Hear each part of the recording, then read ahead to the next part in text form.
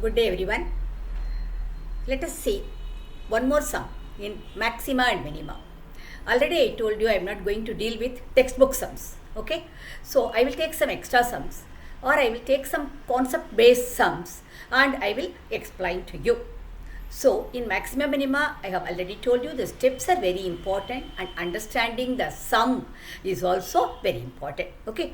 Now let us see a different sum which has come in board exams but it is not actually in your textbook. So if the sum of the lengths of the hypotenuse, okay, hypotenuse and a side of a right angled triangle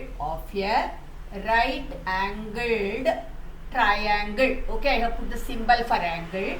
Right angled triangle is given show that the area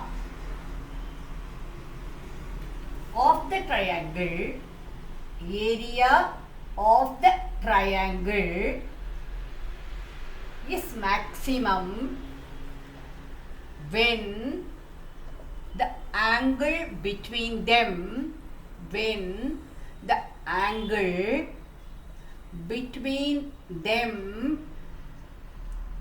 is pi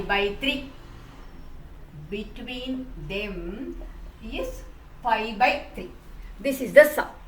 So let us read the sum once again to understand it better. Okay.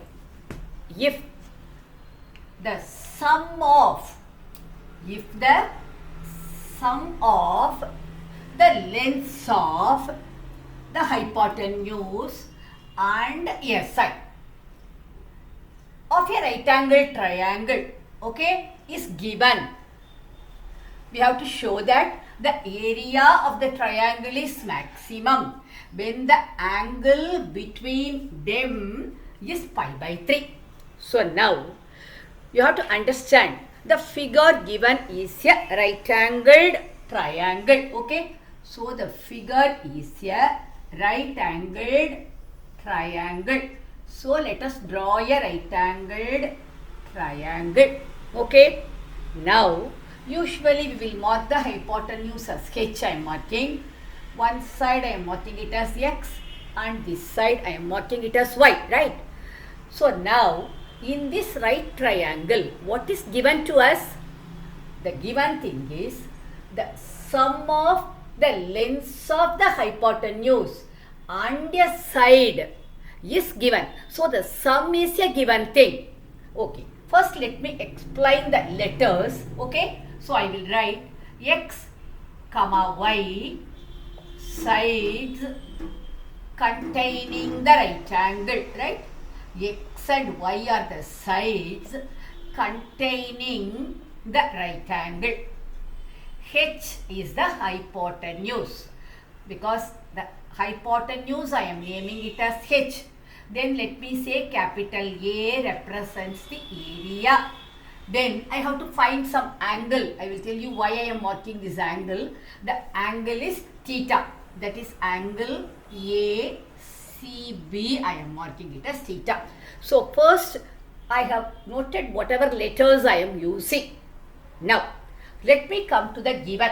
I told you what is given is, okay, write the side heading.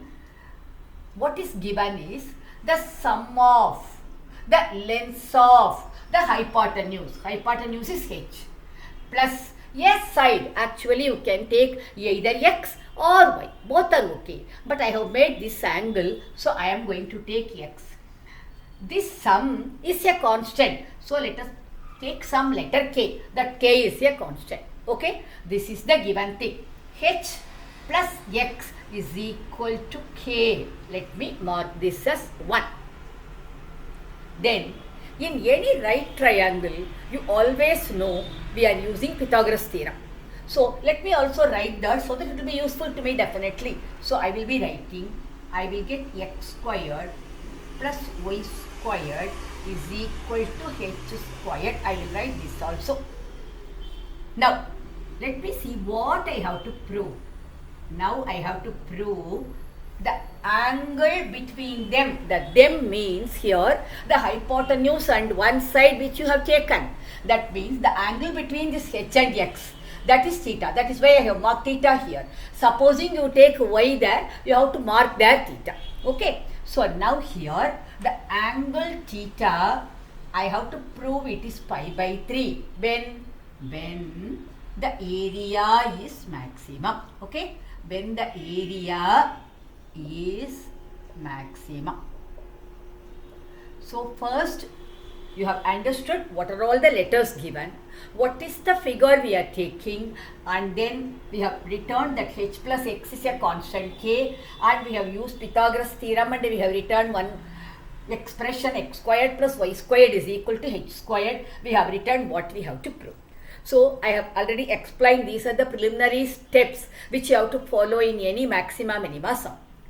Now we will be coming to the proof part. Okay, what we have to prove is when the area is maximum, the angle between is pi by 3. That is, we will maximize the area. We will be proving the angle is pi by 3. Okay. So now for the proof part. Now what is the area? Area, you know, of any triangle is half into base into altitude. So you will get half into x into y. But there in the relation I have only two things. One, I have h plus x is equal to k. Then I have x squared plus y squared is equal to h squared. Actually, if I want to substitute one in terms of the other, I will be getting some roots. When you get roots, your differentiation may be a bit difficult. You can proceed like that, but generally the method I follow is wherever I get the root thing, I try to avoid it. So now let me keep it as it is now. Okay, then I will write now. I know my h plus x is equal to k because that is my 1, and I know x squared plus y squared is equal to h squared, that is my 2. So now in the area I have two variables x and y. Here I have to express one variable in terms of the other and a constant. So I will come to this 2. I can write y squared is equal to h squared minus x squared, that is from 2 I am writing it. Okay, yeah. Then I have this, no, h plus x is equal to k.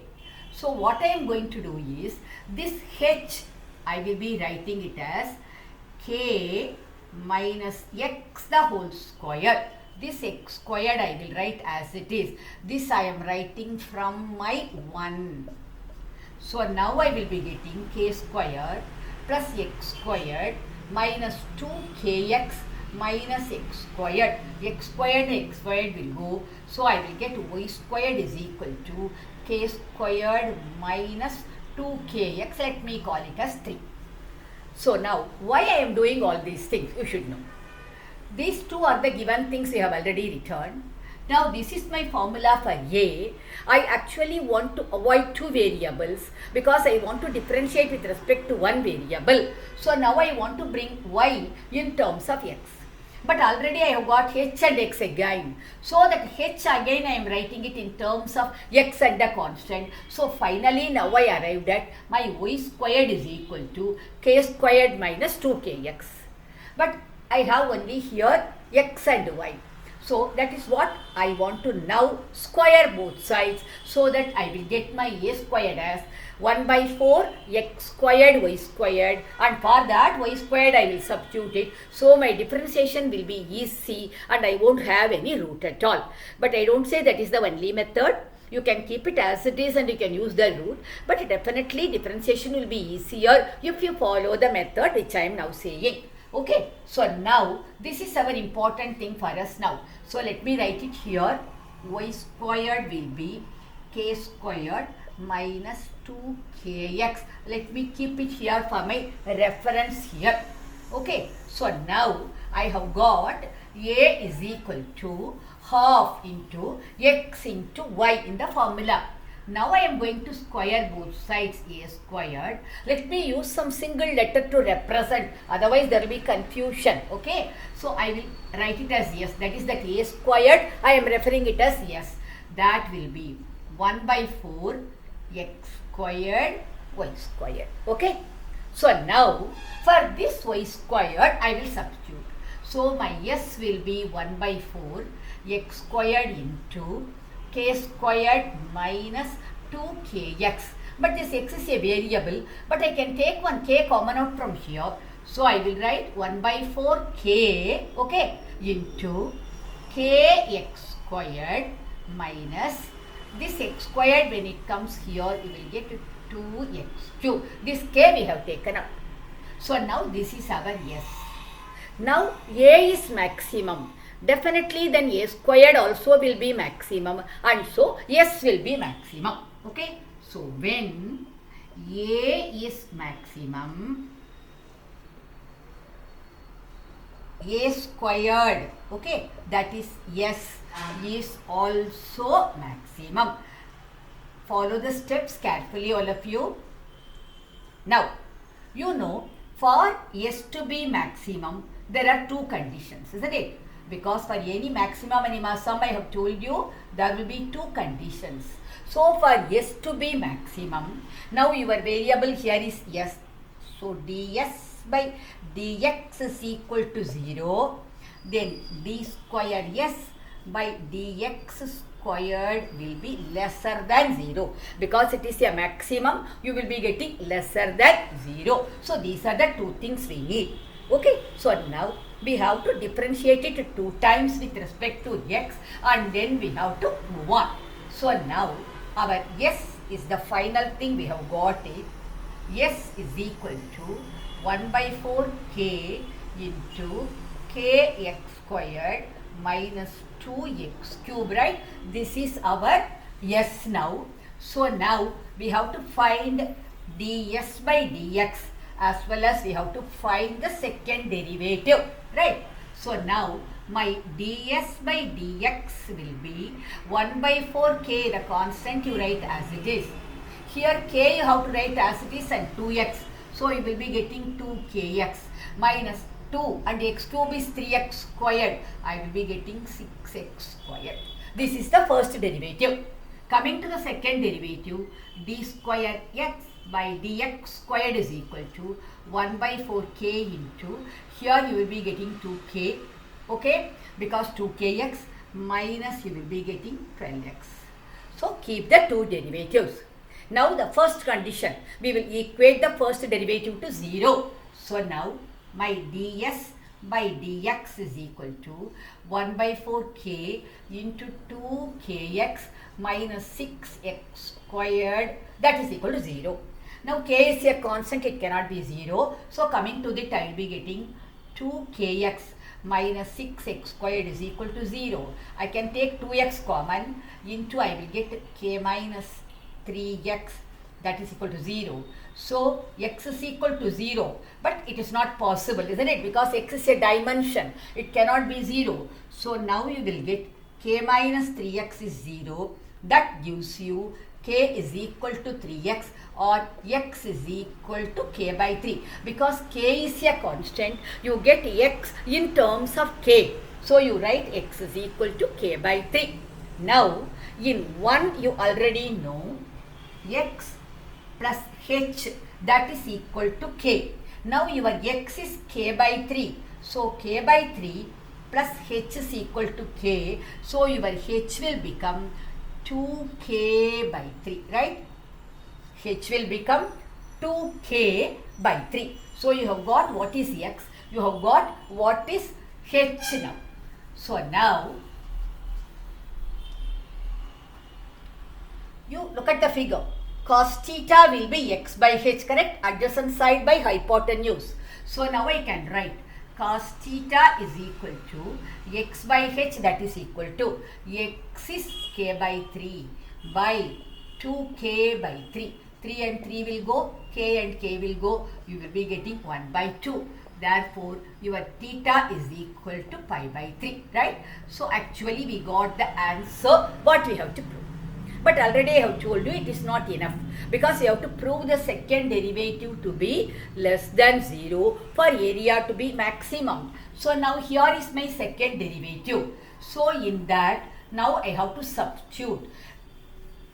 I have got x is equal to k by 3, isn't it? So, that I will substitute now. So, my second derivative will become 1 by 4k into 2k minus 12 into k by 3. Because my x is k by 3. So, this and this will go, that is 4. So, 2k minus 4k. So, definitely this is lesser than 0. So, now we have equated the first derivative to 0. We got theta is equal to pi by 3. Then in the second derivative, we have got it is less than 0. So, both the conditions we are satisfied. Okay. So, now I will write the conclusion. So, now the conclusion is the angle between the hypotenuse, okay, angle between the hypotenuse and the side, that is which side we have taken first, okay, and the side is pi by 3 when area is maximum. This is what we wanted to prove. So, in any maxima minima sum, remember first read the sum. You note down the important words and phrases there, like what is given, what you have to maximize, what you have to minimize and all those things. Draw the figure. Then you give the letters, explanation for the letters, okay. Then you write what is given. Then what to prove.